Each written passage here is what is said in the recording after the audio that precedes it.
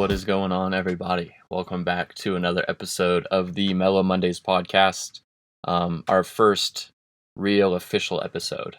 You probably just listened to the intro, the little revamp. Hey, we're back. We're doing some new things, whatever. This is the first full-length episode. Thank you guys for tuning in. It's good to be back. It's a little scary, as I kind of shared before. Trying to get your thoughts in order again and kind of learn how to do this again, because it is a skill that takes practice and time. I'm certainly out of practice on all that, but it's good to be here. It's good to be in my home, the RV, which is kind of what we're going to talk about today. What I wanted to talk about is just, I don't know, the journey that has been the last 2 years, these COVID times, and a lot has changed in my life, and I'm sure a lot has changed in your guys' lives as well. It was a time that we certainly did not see coming. I mean, I was heavy into the touring world at the time. I mean, I was coming off of the biggest and busiest tours I had done with the artist I was with. I mean, life was hectic. And in that time, I'm dating my girlfriend, and then we're moving her from LA to Nashville, and I'm on tour 4 to 5 days a week. And all of these different things are going on. I think I did I'm trying to think. We did like a European tour. We came back. We did more shows. I think I had Christmas off, and then we hit the New Year hard and going really heavy. And I worked out a way to where during that time we had shows on the West Coast, and I could do these shows. Me and my girlfriend put her stuff into one of those little pods. Like you can ship a pod instead of renting a U-Haul, which was actually way cheaper, and we didn't have to drive a U-Haul because of it. So we shipped all our stuff to Nashville, and then me and her got in the car, and we drove like 3 days from LA to Nashville, which is a pretty long drive. Stopped at the Grand Canyon, which I'd never seen, which is pretty cool. Side note on the Grand Canyon, I didn't like the Grand Canyon's dope, don't get me wrong, like it's amazing, but I think it would be better if we were down inside of it, because it's so big that I just wasn't able to grasp like perspective. I couldn't, like, it was too big. We did some visiting out here in the West, and like kind of the Utah area, like Arches and Canyonlands National Park, last year. And that was more impressive to me than the Grand Canyon, because you could tell like how big you were in comparison to it. The Grand Canyon was just too big. I don't even know if that makes sense. I'm just rambling about something that doesn't even matter. But all that to say, we moved her across the country. I immediately got home the next morning, went to a programming session and rehearsal, and then got on a bus and went and did more shows. And so I was exhausted. I was running on fumes this whole entire time, and my body was broken. Mentally, I was pretty over it. And then this word of COVID-19 kind of spreading along, right? Like, I mean, we're all sick of talking about it. We're sick of hearing about it. I'm not going to dive too much into it, but it is a big proponent of like where I am now and the changes that I've made. So, we're going to talk about it a little bit, but COVID-19 is happening. We're on tour, and we're kind of like, what is going on? And then I remember we were going out on a run. We are supposed to play some NASCAR event or something. And we get the call that like, hey, NASCAR is canceling, the NBA is canceling. And we're kind of starting to think like, what is going on? Like, what are we going to do? We had this other show in Florida. It didn't get canceled. It was a private show. We bust down there, and then we were supposed to have another show after that. So we get down there, we load in, we get ready for this show. 5 minutes before, we get the call that our show the next day has been canceled. So we're like all kind of a little freaked out. We're not sure what to expect. And then the show, we did the one show we set up for, luckily. So we did that. We bust back home, and it was kind of that eerie feeling of at the time, we had no idea what to expect. We didn't know like who would have thought that what transpired after was going to happen. And we get home, and at that time I get really sick, and I'm thinking like, man, maybe maybe I have COVID. Turns out I had mono somehow. And mono as a 28-year-old is honestly pretty brutal. And I was so sick, bedridden, like I couldn't get out of bed, like I was delirious. I had the worst sore throat I've ever had in my life. Like I've never had that sickness where I couldn't swallow. Like I wanted to cut my throat out. It hurt so bad. I couldn't eat. Um, so like 7 days of that go by. My tour crew is dope. They like go and unload the semi and they take care of all the logistics for me because I can't get out of bed. And then we start getting a little concerned about what the future holds. And so we get the call that like, hey, everybody's getting laid off for the foreseeable future. We don't know what's going to happen, but that way you can draw unemployment. And then, from there, we had the payroll protection stuff come in. So very thankful I was able to still draw a paycheck for a lot of the pandemic, which very thankful for. But when you're on this crazy schedule and then all of a sudden you're no longer touring, it kind of affects your mental. So me and my girlfriend go down to the lake. During this time having mono, I'm not really sure if I get COVID, what would happen, but we didn't, at that time, we had no idea. So I didn't want to chance it and get COVID and, die or something from having mono, whatever. So we go to the lake. We think it's only going to be a couple week thing. And we get there and it turns out I think we were there for like a year. And we stayed there and my girlfriend was working from home. Luckily, I mean, she still had a job. I was drawing unemployment and pretty much just living the lake life, which sounds really fun and cool. But it took a toll mentally. Like there's only so long you can go without doing anything. Like we had floaty time, drinking White Claws and laying in the sun and taking the boat out and the jet ski and like all that was great. Don't get me wrong. It could have been exponentially worse for for most people. It was for during that pandemic. I mean, I was fortunate that I had family place I could stay for free. But I was used to this heavy schedule and I was kind of sad about not touring anymore. I missed my tour crew. I missed the work that I did. Sitting around all day is not really like me. It's it's tough for me to do that. So that brought us into kind of the late pandemic of like, I don't know when we're going to be doing shows again. And that was kind of tough. That was tough for me to reconcile and swallow at the time. Sorry, I'm drinking tea for those of you not watching. It's really cold outside and I have to turn my space heaters off because they're too loud to record. So it's a little chilly in the RV, but that's okay. But yeah, I mean, during this entire time where I think I'm having this moment of like, what am I going to do with my life? I kind of start having these feelings that maybe touring isn't what I want to continue to do, which is kind of like a hard thing to reconcile with. Like, it's what I've done forever. I've been doing production work for 10 years.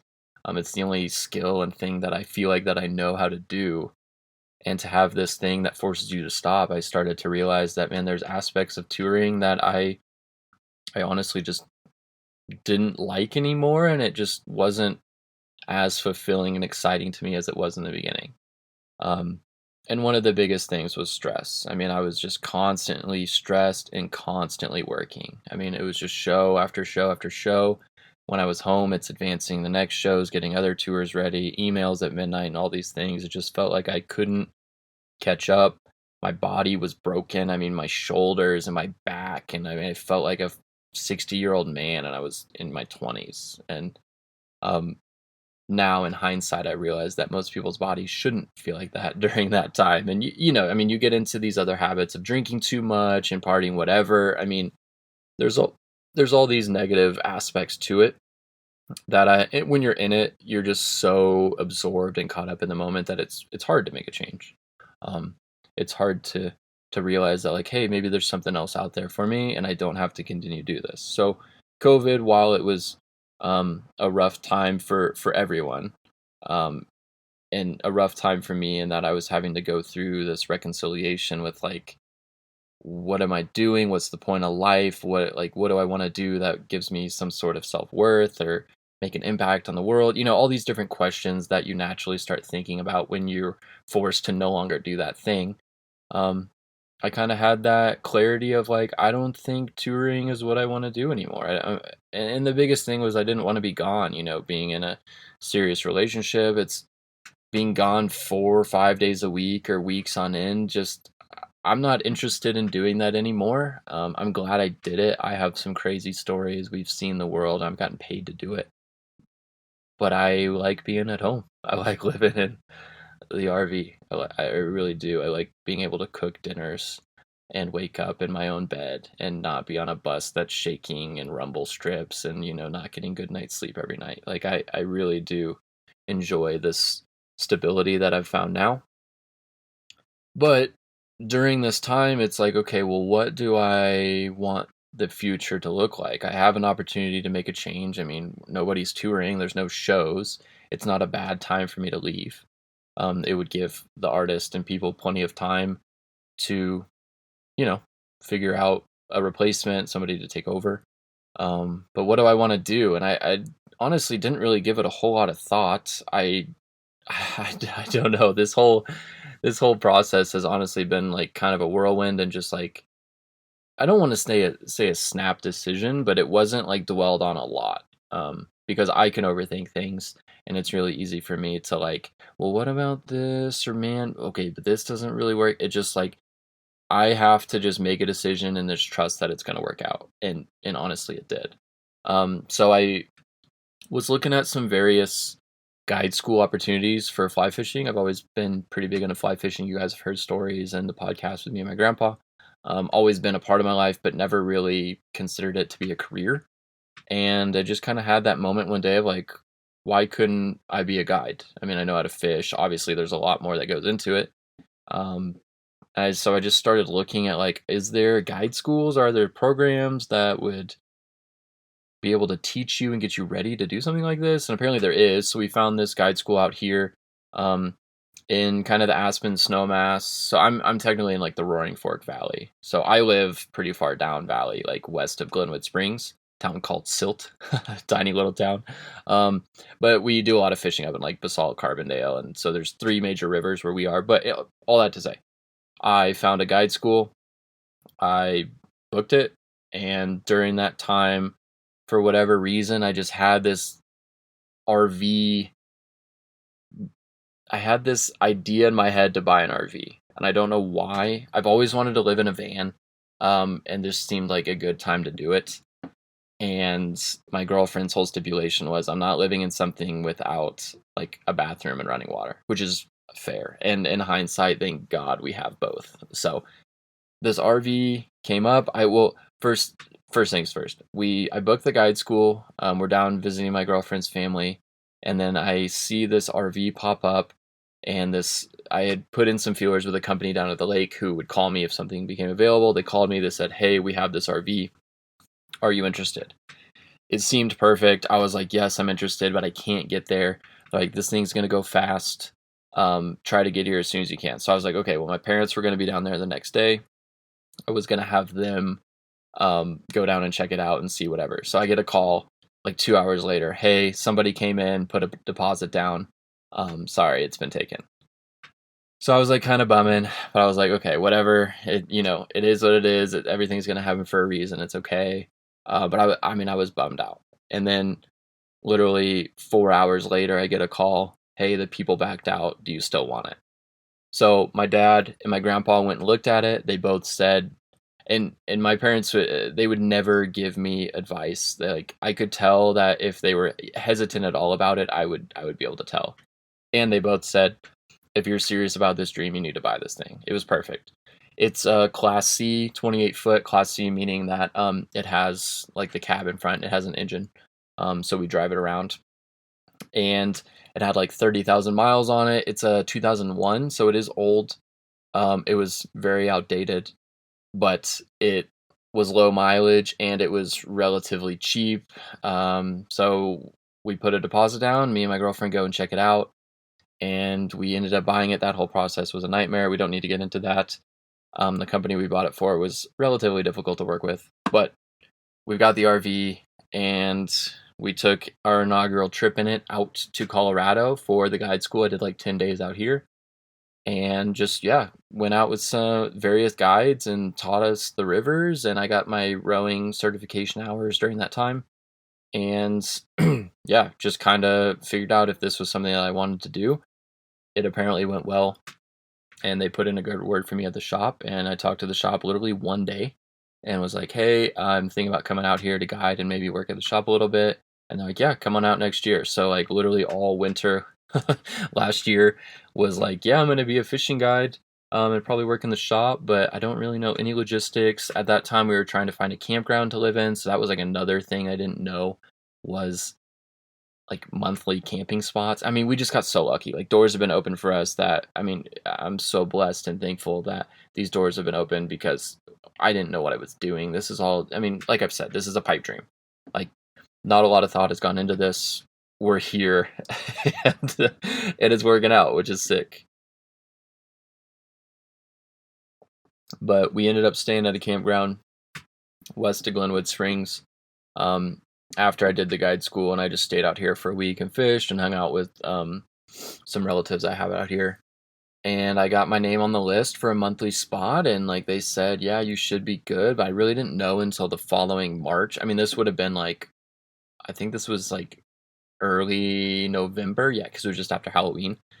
Um, I didn't officially know that we had a spot until like March 15th, which is when we were basically supposed to be out here. So we somehow got a monthly spot at this KOA.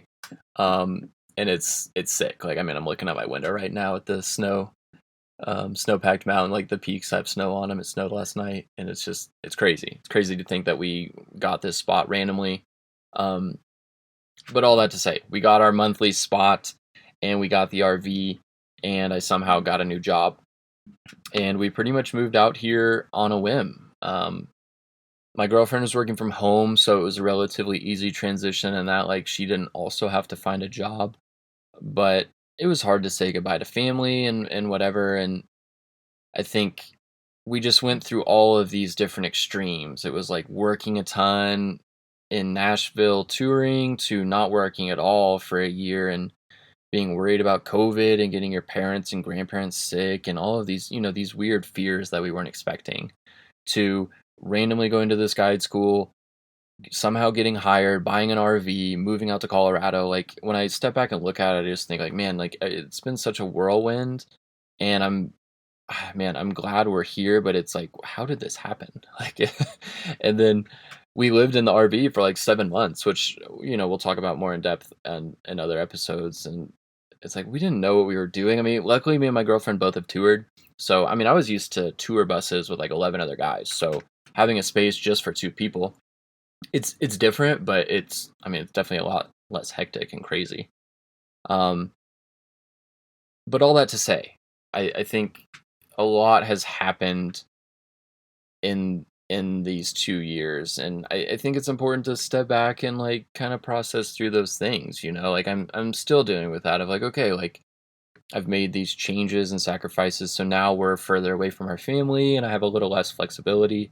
But like, what do I want my life to look at? And while COVID was, I mean, shitty for a lot of people, and it's so tragic for some families and all these different things.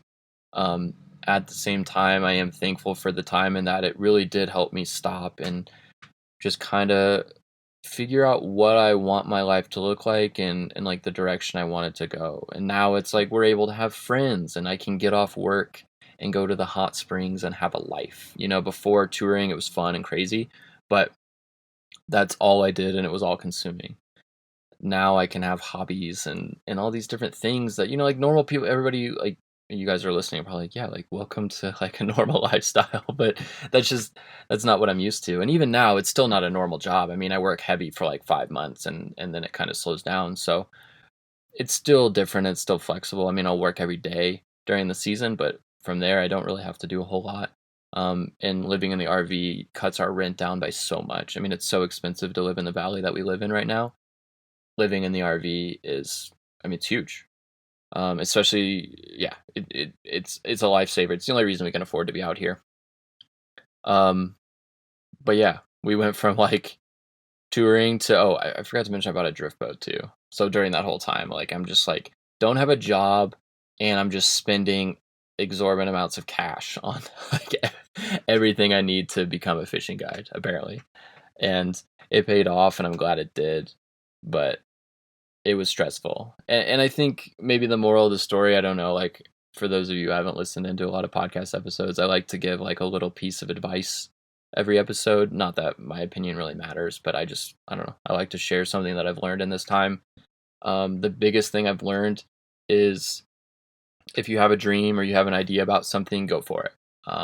It's so easy in life to put ourselves in a box and to not take a risk and to not go for something. And that, I think, is one of the biggest things that I did. It was, let's take a risk, let's go for this thing that is scary and we don't know what to expect out of it, and it's a big change. And by doing so, I mean, so many doors have been opened, and yeah, I'm just psyched. I'm psyched how it's worked out. Um, it's crazy. I don't know. It's sometimes it still hits me like, dang, we live out here in Colorado, somewhere I never expected to live. Um, it's early season now, April, so I'm still kind of slow. So just kind of going out fishing every day, taking it easy. Like today, I woke up late, filmed a couple YouTube videos, doing the podcast. Gonna make lunch here in a little bit. I'm taking it slow until the season picks up, and we start fishing every day. But yeah, I don't know if that resonates with anyone. Sorry if it's a little combobulated. Like I'm a little out of practice, so take me a little bit to get my bearings straight again. But thank you guys for tuning in. I do appreciate it. I know there's a lot of things we could be doing with our time, and the fact that anyone would listen to this is kind of crazy to me. But I appreciate it. And as usual, we have podcast episodes. We're going to be coming out like every Monday, so be looking for that. I don't have a time yet. I'm still working on some rebrand stuff. But as of now, I think I'm just going to drop the podcast on my other YouTube channel, where I do some RV stuff, a little bit of fishing stuff. But yeah, you can go and check out the RV renovation we did. Like, there's a before and after video. You should check it out. I mean, it's crazy. Like, it looks, it looks so much different than it looks way better than I anticipated, to be honest. But if you want to listen to or do the podcast there, to view it, it's just YouTube, search Austin Wilt, you'll see it. But if not, obviously the podcast is on Apple Podcasts, Spotify, Anchor. I think there's like 7 other platforms, so you'll figure it out. But yeah, that's all I got for today. I'm gonna shut the podcast down, turn on the space heaters, and I think make a little lunch. So thank you guys for tuning in, and we'll catch you on the next one.